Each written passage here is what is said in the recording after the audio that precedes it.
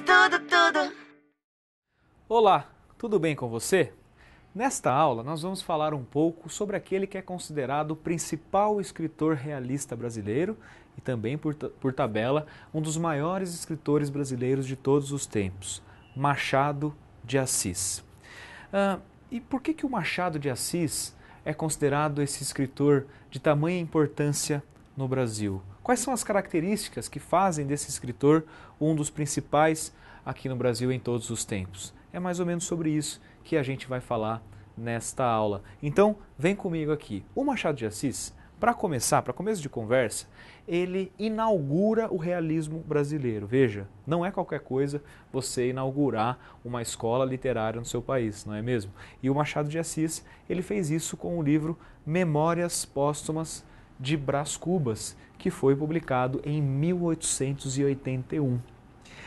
Aliás, o final do século XIX, não só no Brasil, mas também em Portugal, na Europa como um todo, foi um período de bastante turbulência, né, do ponto de vista político, do ponto de vista econômico. No Brasil, por exemplo, você tem o final da escravidão, né, ou pelo menos o final oficial com a abolição a partir da Lei Áurea assinada pela Princesa Isabel. Você tem em 1889 também a proclamação da República. Então era um momento no Brasil de mudanças, né, mudanças do ponto de vista social, do ponto de vista econômico. Então a gente percebe aqui uma efervescência social e é nesse cenário que o Machado de Assis ele vai aparecer.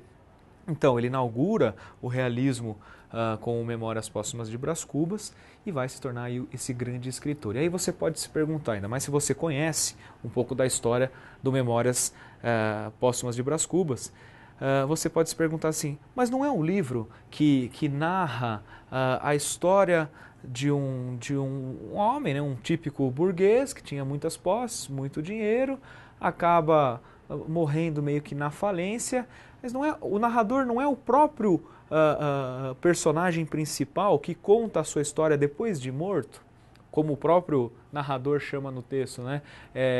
O defunto autor. O que tem de realista nisso? Né? É uma pergunta que você pode fazer. Como é que esse livro, que tem esse elemento sobrenatural, esse elemento fantástico, que é um elemento chave no texto, pode ser o primeiro livro realista do Brasil? Ele é considerado o primeiro livro realista no Brasil por causa de uma série de características, que são características presentes no livro e, por tabela, no Machado de Assis, na literatura do Machado de Assis como um todo. Por exemplo, o pessimismo e a ironia. O tom dos narradores machadianos é um tom bastante irônico, bastante sarcástico, aquele humor ácido, aquele jeito ácido de lidar com as questões mais importantes dentro da sociedade, né? Aquele jeito sarcástico de fazer uma crítica principalmente à sociedade burguesa, né? À sociedade capitalista. Para você ter uma ideia, nesse livro, Memórias Póstumas de Brás Cubas, há aquela que talvez seja a frase mais pessimista de toda a obra do Machado de Assis. Quando ele termina lá um dos últimos trechos do Memórias Póstumas, quando o narrador diz: "Não tive filhos, não transmiti a nenhuma criatura o legado da nossa miséria". Então veja que pessimismo gigantesco, né? Assim, o maior legado que eu podia deixar é não passar para frente a nossa miséria, a miséria humana. Assim, o fato de eu não ter tido filhos, né, no caso o narrador, foi uma grande contribuição da minha parte para a humanidade. Então veja aí, uma ironia e um pessimismo que até então era difícil encontrar na literatura brasileira. Então essa crítica social também, né? Além disso, a referência ao leitor e a metalinguagem. Em vários momentos na literatura do Machado de Assis, você se depara com um narrador conversando com você.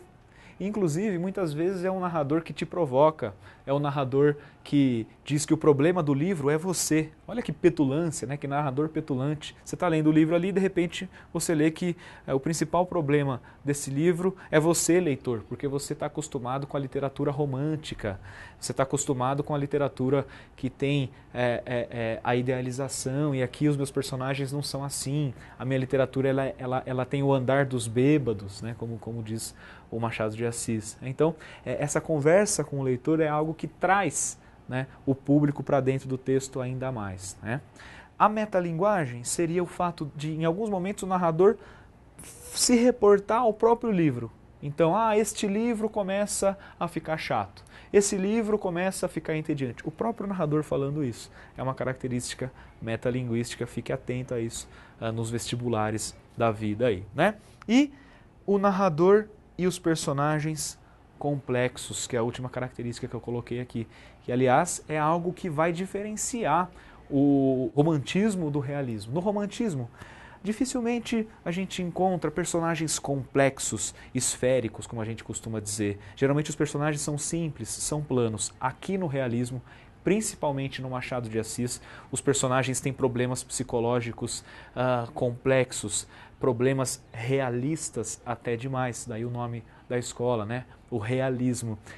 O narrador, ele é bastante presente, ele te provoca, ele tenta te convencer. Geralmente é um narrador personagem, é um narrador que é também um dos personagens principais da história. Então tudo isso, toda essa complexidade aqui e essa inovação também no final do século XIX é o que faz o Machado de Assis ser o grande Machado de Assis, esse grande escritor da história da literatura brasileira.